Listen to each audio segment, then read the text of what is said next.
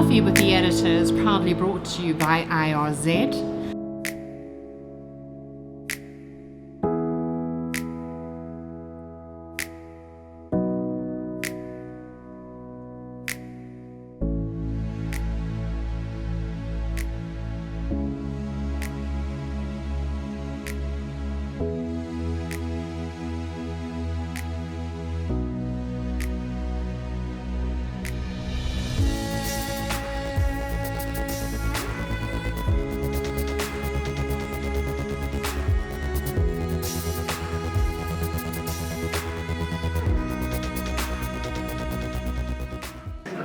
So Lloyd, thank you for joining me for a quick catch-up. Still acting CEO of Transnet Freight Rail. Is that a long-term, short-term? How does that process work? Hi, Philippa. No, thank you for giving me the opportunity. Look, it's indefinitely until such time that they advertise the position, and it gives us the opportunity to apply for it or to look for another candidate, if needs be. You'll see recently we advertised for our group chief executive. So the process, is in place to look for, the leadership that the organization requires. And that will, once the leadership is now kind of almost settled down, I think that will be quite soon. It should be soon. I mean, we're there anyway. We've been there for years, so Yes. It's not like the organization's destabilized. No. And I mean, we got some good people, lots of good people in the organization. Absolutely. How's the testing going for your 342? Is it 342? 375. There we go.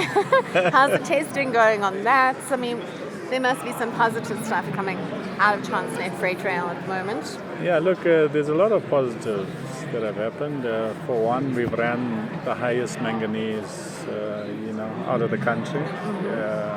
Just in our financial year that just ended, we reached just over 14 million tons. Fantastic. We're trying to target 15 million for this year, and that project that you just mentioned, the 375, wagon train manganese, that's one of the opportunities to do it. So we're starting to run it now more often. The test has gone well. We haven't had any hiccups. RSR has given us the approval. So And has the Guinness Book of Records arrived yet to write this up? yeah, I think it's something that we're going to have to record. So we have the ability to then do more volume, with the current slots that we have on the network. Also, we've seen a positive news on the chrome side. Chrome, we've also had some, records. I think our focus for this year is mainly to grow the GFB space, because that's always been the area where, the growth has almost stayed relatively flat. Yes. So we've got the team focused on that. And that's part of the back to rail strategy, the That's roads to rail strategy. Road to rail strategy. Hence the 375 wagon, to try and get more of the manganese off the road. It's not that we're saying we must move all the trucks off. It's also having trucks on the road is an indicator to us that the economy is turning, because they're normally the first to vanish. But there are a number of areas that we're focusing on, new areas like fruit. Here in the fruit industry, there's a 4 million ton opportunity. And then one of the other areas is also the intermodalism. We haven't really focused on palletized goods. Now that for us is a huge opportunity, because that's where we see most of the truckers in. And recently we've been to Durban as well. Okay. And you've seen the congestion with the trucks trying to get into the port.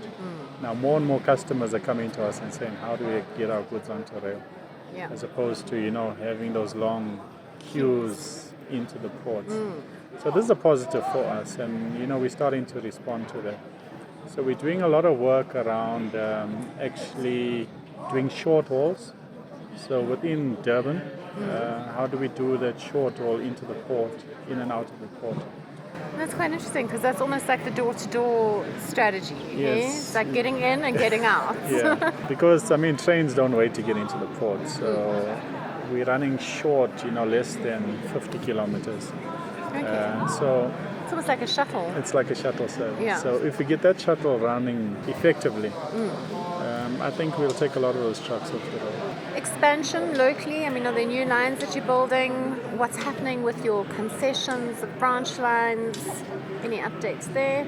Yeah, look, we've offered the branch lines to the market. The Umtata Amabeli line, that has been offered to a concessionaire. I think the issue that we're sitting with now is obviously the concessionaire is getting the finance. Yes. But other than that, we've been trying to upgrade some of these lines. We've recently been down to in the Western Cape, Neisner. So we want to do a bit of work on that line as well to prepare it for tourism, Yes. for concession as well. So we've also been taking our old rails and trying to put them onto the branch lines, just so that it makes it cheaper for a concessionaire to come in. Because that's the most expensive part, is to try to keep or bring that maintenance up to a level. How big is the network? Figures vary. So you've got 22,000 or 25,000 We've kilometers? got about 20,000 of 20,000 rail, Yes. and then track we're about 30,000. So if you take the sections where it's double line, so Yeah. if you take the track portion, then obviously it's about a third more. But it's about 20. Our network's about 20,000. And how much of that network is not in use at all currently? We For whatever reason. If I look at the branch line part of it, we're probably 2,000 to 3,000 kilometers. Okay. So percentage-wise, it's not big. Yeah, because if you look at our heavy haul lines together, you're looking at 861 plus another 600 kilometers. That's the heavy haul. The rest is all general freight. No, I just note because the Nigeria Minister of Transport recently said that 30% of our track was not in use.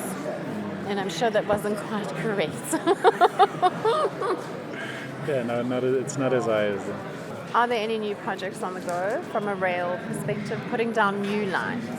I think a lot of it is just around rehabilitation and getting the lines up to a standard. If I look at the Mocha, the manganese to Mocha, we're supposed to be moving up to 16 million tons. So there we're putting in additional loops as opposed to putting a new railway line. Okay.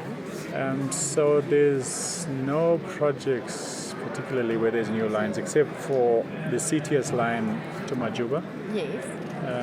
There'll be a mini heavy haul line. Mini heavy haul. Yeah. What's a mini heavy haul? Well, So still 25 axle load, but it's like only 50 kilometers or something. yeah, it's a very short line that'll run into Majuba. Okay, so have you started building that yet? The line's there. It's Okay. just for us to commission it with Eskom.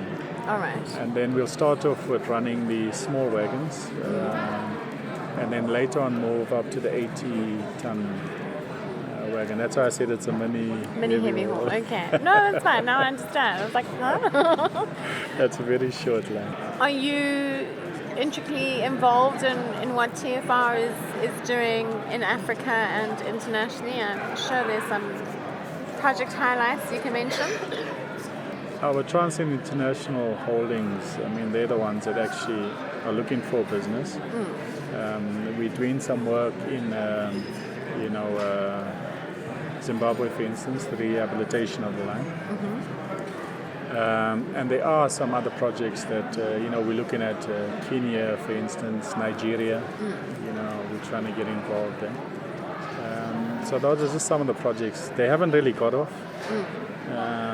A lot of it is still in discussion phase. Guinea as well. So I know Transnet Engineering has supplied wagons to Guinea. They've been commissioned as we speak. Yeah. They look pretty good. Also GBF or GBC seem to be quite happy. So earlier you mentioned, when we were in the press conference, you mentioned tracking the wagons and the locomotives. Do you want to expand on that project a bit?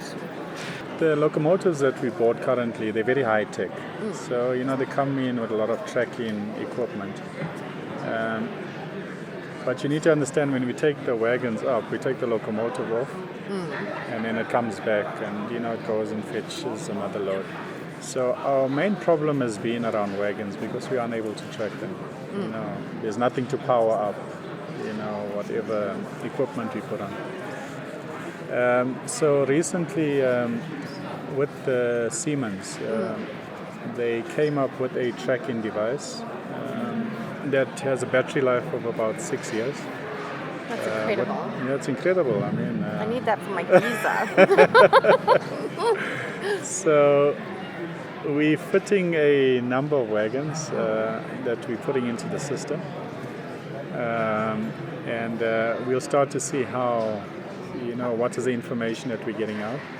What's exciting for me is that these wagons are going over the border, and we're still able to track them. In the past, it was more human intervention, so we relied on people to go and look and see where these wagons are. So now we're able to see exactly where the bottlenecks are, and then bring them back as quickly as possible, because the more we can turn those wagons around, the cycle time is lower. It brings more revenue to us. Absolutely. Because these things standing, the rolling stock standing is a liability, so we need to keep it moving so that it's making money for us. Absolutely. So that's given us the opportunity.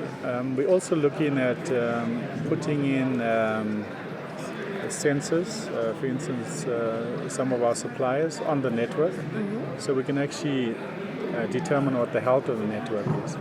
So when we do network maintenance, rail maintenance, we're able to then do preventative maintenance, and predictive maintenance, or move from preventative to predictive, Yes. which is more cost effective for us. I think it would be, just yeah. based on the size of your network. Precisely. And we're also able to see the quality of the maintenance. So all the data that we're getting out of the locomotives is really helping us to actually, also utilize those locomotives effectively. Because if a driver's in the section and we're monitoring the locomotive live from a control center, and there's a problem with the traction motor, we're able to then call him and say, look, switch off that traction motor, and then we're able to save, those assets. And then you guys are using drone technology? Yeah, but we're using it mainly for the theft. Okay. We've been inundated with incidents of theft on the network. It's actually shocking, the number of incidents. Last year, I think we had close to 2,000 incidents of theft on the network, which almost tripled from the year before. Wow. So we've been using the drone technology. In fact, we've arrested quite a number of criminals just because they're unable to see this drone, and it's silent. And we're able to then deploy the ground teams to actually arrest them. That's fantastic. And we've also been able to get successful convictions out of it, Okay. which is amazing. Because what we tend to find is when they steal something, they hide it. So with the drone, you can see exactly Where it's been hidden. when it's That's fantastic. And we're also able to track, which are the merchants that are buying. Because you need to get to the kingpins as well, because they're the ones. Because when we release these guys out of prison, they're back there again to steal.